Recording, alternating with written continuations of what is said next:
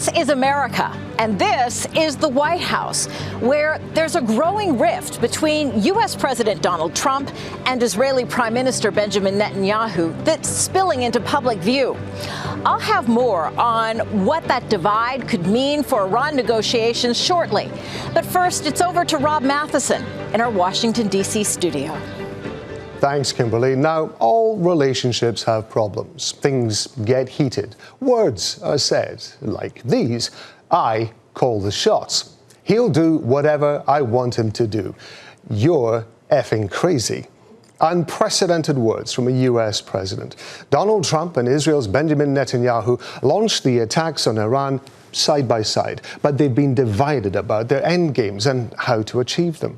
The rift has been lying with Netanyahu's desire to keep striking Lebanon, while Trump has been looking for a way out of the conflict.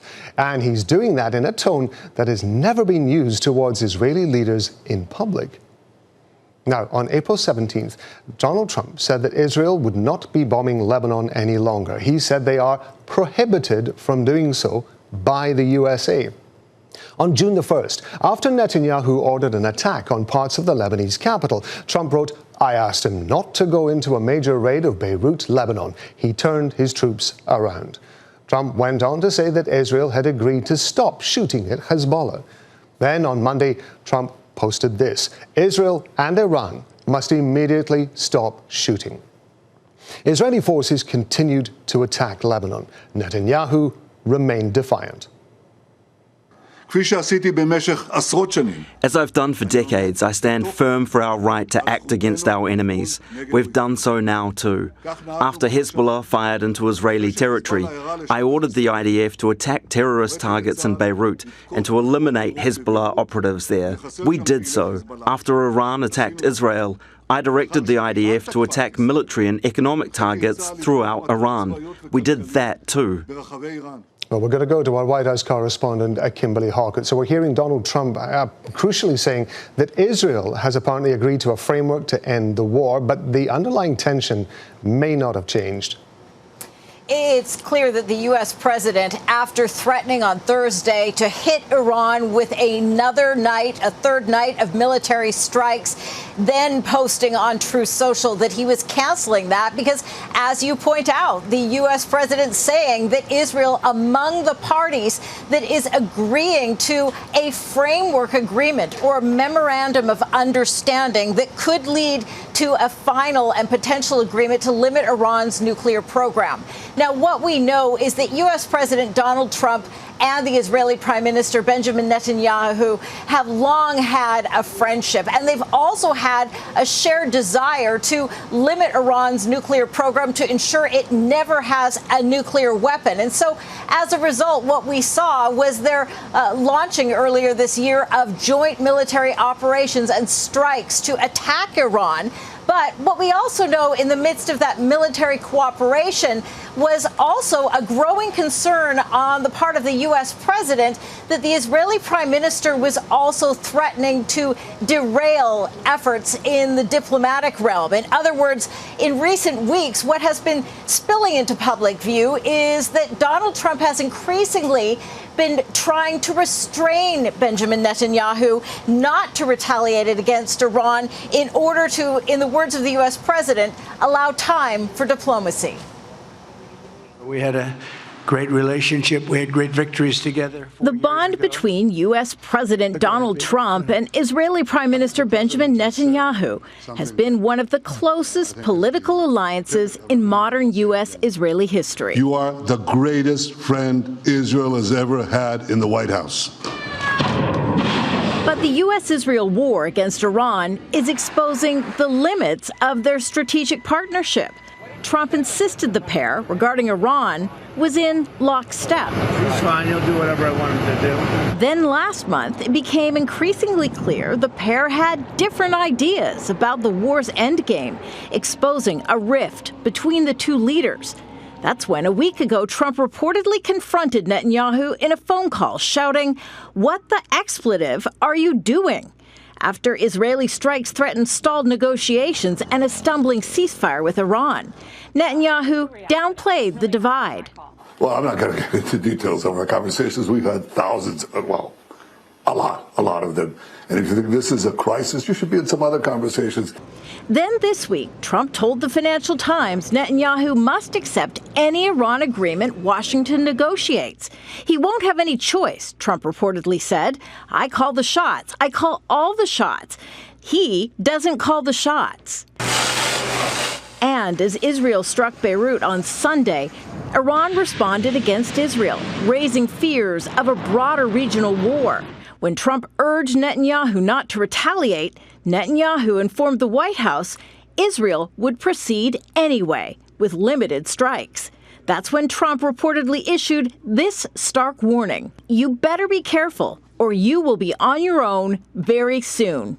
The rift reflects fundamentally different goals. Trump seeks a diplomatic off-ramp, concerned about oil markets, the U.S. economy, and his political legacy. But Netanyahu is under domestic pressure to crush Hezbollah. Amid criticism within his coalition, he's compromising Israel's sovereignty under Trump's control. President Trump's first term reshaped the U.S.-Israeli relationship in Benjamin Netanyahu's favor. But now, as Washington pursues diplomacy with Iran, Netanyahu is discovering Washington's support comes with conditions. Kimberly Helkett, Al Jazeera, the White House. We're joined now by Joel Rubin, former U.S. Deputy Assistant Secretary of State, and by Matthew Kroenig, the Vice President for Geostrategy at the Atlantic Council. Gentlemen, thank you very much indeed for being with me. Joel, I want to start with you first. Let's go back a little bit before we talk about what's been happening more recently. How has the U.S., do you think, got to the point where there is such a divergence between it and one of its most key allies? Well, you know, Rob, I think that there is a divergence at the rhetorical level, but I haven't yet seen a divergence at the operational level of any significance. In other words, the United States is still coordinating with the Israeli military and intelligence apparatus. While President Trump did tell the Israelis to not bomb into Lebanon, the prime minister ignored that, essentially. And so there's been this public back and forth. But I view President Trump as treating Prime Minister Netanyahu essentially as he treats the Senate Majority Leader from his own party or the House Speaker from his own party when he's not happy with what they're doing. And he kind of tells them that, but he isn't yet going to break the relationship. But to add to that, it is important for all of us watching this to try to read the tea leaves, like how much rope does the prime minister really have? And if President Trump does, and the United States does get an agreement with Iran, that's going to really test the relationship, because at that instance, the Israelis will need to comply with what the president is saying he's standing with. If they don't, then I think there could be repercussions. Matthew, just to pick up on that point then, in terms of public versus behind closed doors, how much do you think that the action that Israel is taking against Hezbollah in Lebanon is also being driven by some sort of personal response that the Prime Minister is going to have to the way that he's being treated in public by the President? Yeah. Well, I think there have been differences from the very beginning. I think when the military operation started, the Israelis were out for regime collapse, where the United States had more limited objectives of degrading Iran's military capabilities, stopping the nuclear program. So I think those differences were there, and now we see them coming out. And I think the president is ultimately right when he says he calls the shots. You know, for an Israeli leader, maintaining a good relationship with Washington is one of your most important strategic priorities. And so I do think that ultimately Netanyahu's not going to stray too far from what Washington wants. But just on Lebanon and Hezbollah, I think Netanyahu's actually right on the policy here. You know, Iran is essentially occupying Lebanon through Hezbollah. I've talked to Lebanese leaders who are actually happy to see what Israel's doing to weaken Hezbollah. And so I think President Trump is wrong to try to listen to Tehran and hold Israel back. In fact, if anything, I think Israel going after Lebanon might strengthen U.S. hand in the negotiations. On that basis, Joel, is there a suggestion then that whatever may come of whatever understanding appears to be in place at the moment between the U.S. and Iran, which many other countries seem to be adhering to, including Israel, at the same time, Israel, Hezbollah, is still not over, and there is that possibility that at some point this could flare up again? And to what extent do you think that could risk whatever agreement's been put in place? So the question is, of course, what's the structure of this agreement, first and foremost? Is this a multi-staged agreement? I would hope so. I don't believe that everything can be resolved overnight in one piece of paper.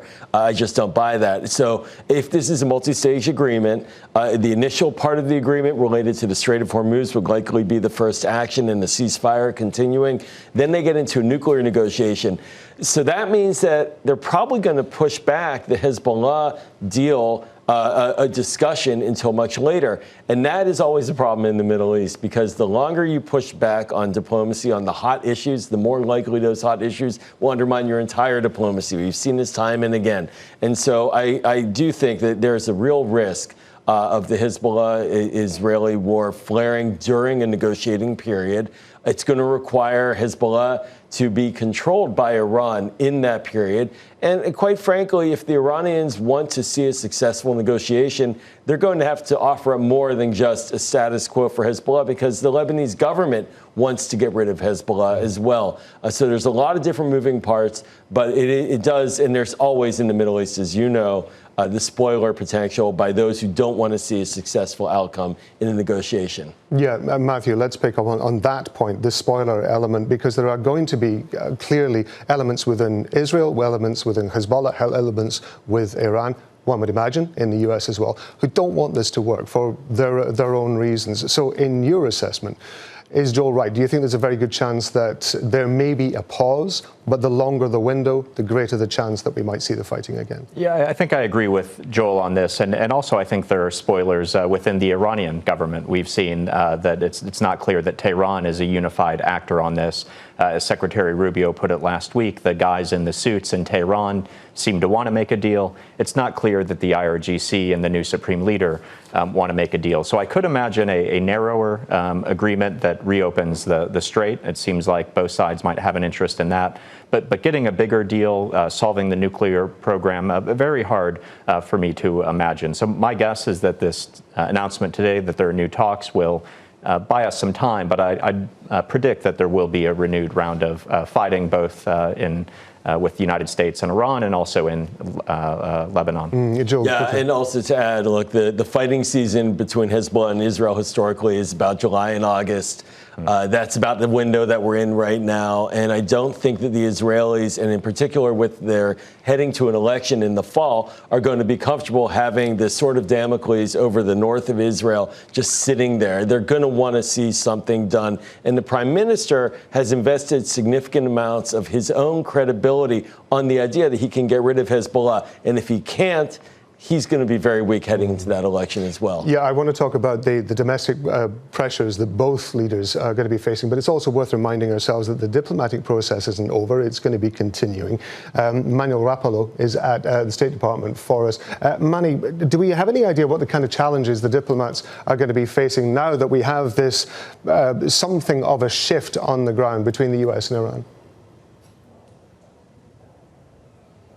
Well, for starters, Rob, the fact that military escalation often moves faster than diplomacy can keep up obviously represents one of the biggest challenges for U.S. diplomats. I'll start by saying that these talks that are scheduled between Israel and Lebanon are still on track to take place on the week of June the 22nd. The priority for U.S. diplomats not only remains finding a diplomatic off-ramp when it comes to the conflict with Iran, but it's a high priority to prevent any sort of spillover, to prevent this from becoming a wider regional conflict here. Just last week, the United States helped broker a deal between Israel and Lebanon that would lead to a more permanent ceasefire, that would establish a more institutionalized framework and a space for good faith negotiations to take place, where otherwise a formal diplomatic relationship continues to not exist between Israel and Lebanon. But an important point here, which your guests have been mentioning, is the fact that Hezbollah has not been a part of these negotiations and continues to represent a massive wild card when it comes to the implementation of any sort of framework that could result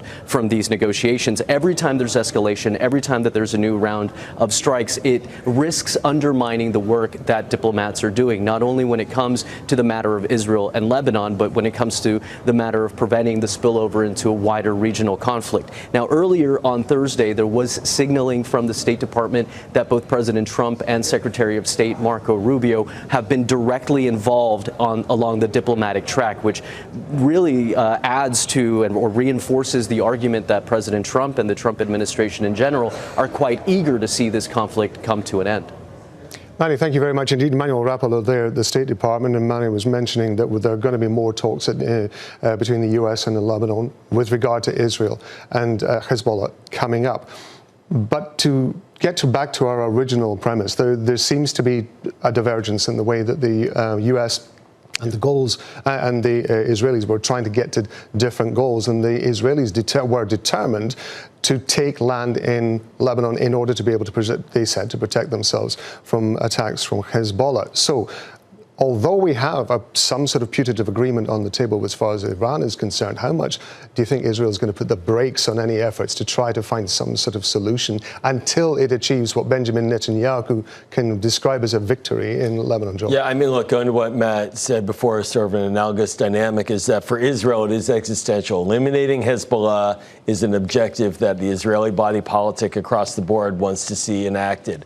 For the United States, it's an irritant. We don't like Hezbollah. It's a terrorist organization. We don't like them undermining the Lebanese government, which is a friend of the United States and could become a stronger one. But we have a different incentive related to Hezbollah. And I think for President Trump, he's going to look at it and say, I don't really care about Hezbollah as long as it doesn't mess with my Iran policy, my ability to say that I got a better nuclear deal than President Obama. And if I can do that, I'll move the Hezbollah issue to the side and let the Israelis deal with it at some other point. But the Israelis don't have the luxury of time. And so it very well could be that due to time, due to provocations by Hezbollah, and of course also Iran potentially wanting to do what we just did, which is to try to create some new levers on the process, maybe they restart the Hezbollah actions as well, and we get pulled into a military conflict there. And I guess this is just really, at the end of the day, the question has been dogging the U.S.-Iran file and negotiations for decades. In the Obama administration, President Obama settled on just talking about the nuclear issues. He didn't want to deal with the other issues within that context. President Trump might be heading there, but it's not clear he is. And if not, the Israelis are always going to be on edge about Hezbollah. I would agree with that. And just bringing it back to the domestic political situation, I do think the two leaders face different domestic political situations as well. Netanyahu, of course, has legal issues at home. He arguably benefits from having the conflict continue.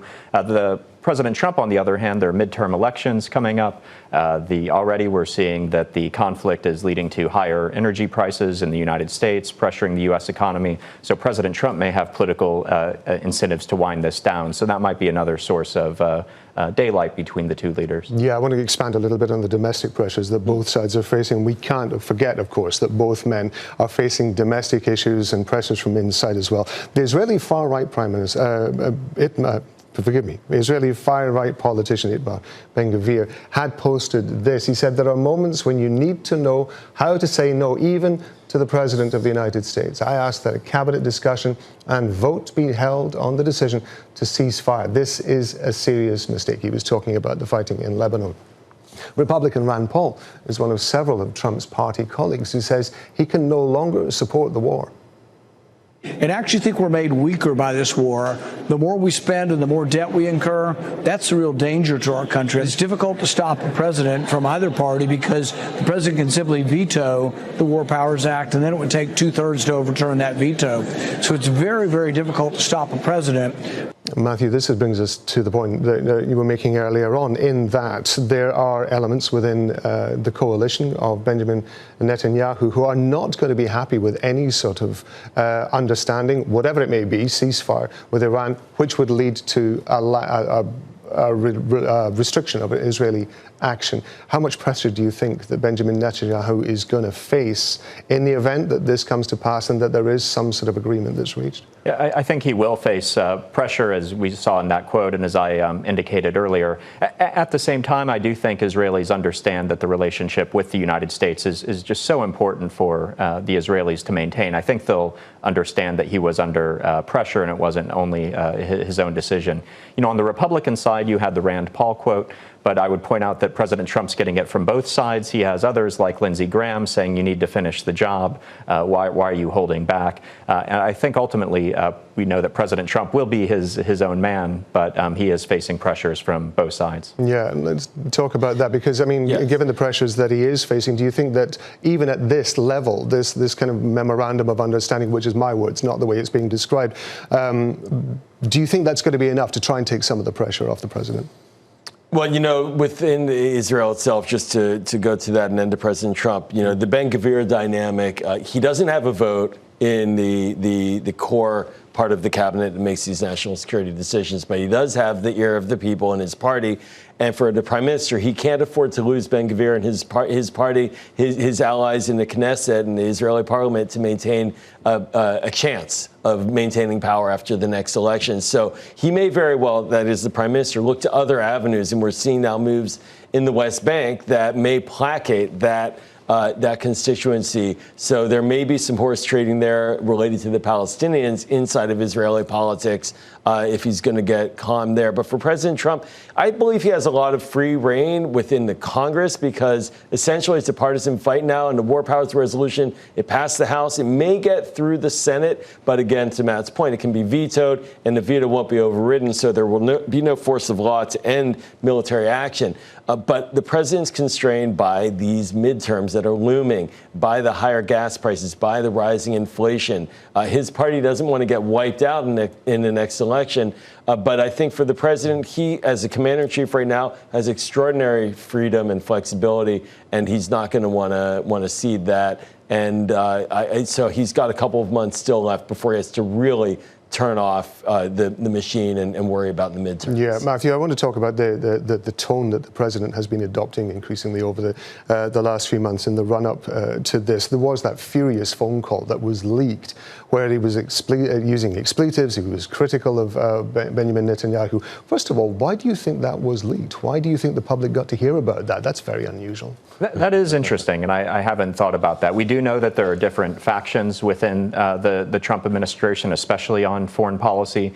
You know, some more kind of traditional internationalist, others more skeptical, maybe see Israel as part of the problem, that see Israel as dragging the United States into this. And so I suspect it was maybe people in one of these factions not happy with the direction of U.S. Foreign policy who wanted that to get into the public and maybe influence the president's future direction. Joe, what kind of impact did that have on the diplomacy, do you think? Well, to answer your question here, the effect on the diplomacy is that it had an impact for about half a day, and then it kind of passed. And now the irony here is that the president said to the prime minister, you can't strike Lebanon, but then he wants to strike Iran, right? So I don't really think it had a major impact. It was a sort of a reminder, though, of the power dynamics in this relationship, that the United States has extraordinary power. And right now, on Capitol Hill, for example, they're talking about a new American-Israeli bilateral security relationship, and there's a debate here domestically about military aid to Israel.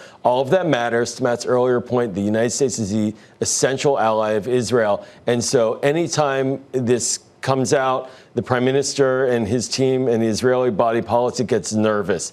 But, you know, why was it leaked? I think, frankly, the president doesn't want to be seen as being second fiddle to anybody. And there's become a sort of perception, certainly in Republican circles and amongst Democrats using that as well, that Israel is leading the United States. And I think for his team, they probably saw political advantage to say, no, he's the one, Donald Trump is the one in charge. Matt, at the same time, of course, we have seen Benjamin Netanyahu on several occasions ignore the president's calls to stop fighting, to pull back or whatever. What does that do to the credibility of the president if he's essentially being snubbed by the leader of another country? Well, I think we've seen that President Trump says a lot of things and doesn't always follow through on them. And Joel and I were talking in the green room just before this. We thought we were going to talk about the impending strikes. Instead, we're talking about this new tweet for a deal. And so I think politically, President Trump does seem to be kind of covered in Teflon of being able to say things that don't happen in a way that wouldn't fly for other leaders, but somehow it never seems to stick to President Trump. Joel, do you think that this is eventually going to be encapsulated as a rift, if you like, between two leaders, or is it affecting U.S.-Israeli relationships longer term? Well, I think the American-Israeli relationship right now is going through a serious transformation politically, and it's happening in the Democratic Party, and it's bubbling in the Republican Party. President Trump, in many ways, is a sort of a throwback to an era of very strong pro-Israel support, just like President Biden was. But after that, it's an open guess, and we're going to have our not just midterms coming up, but then we're going to have 2 open competitive primaries for the presidency, although the vice president clearly would be in the lead if he so chooses to run. And Israel policy is going to be a very core component of the debate, certainly on foreign policy. And I think for the president, you know, he is trying to lay the groundwork that he is a strong pro-Israel president, but also that he's better than Obama on Iran.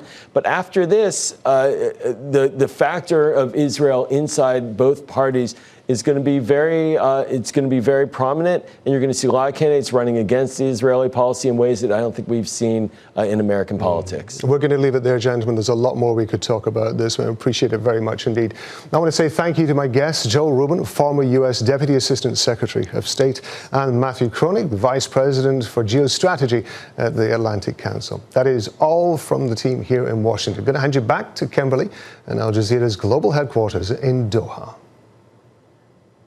On the next edition of This is America, what's expected to be the largest IPO listing in Wall Street history as SpaceX goes to the moon.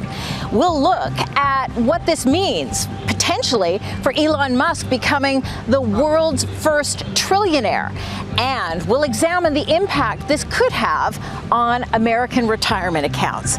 That's Friday, 1830 GMT. That's 2:30 if you're watching here in the United States. Until then, thanks for watching from the entire team. Bye for now.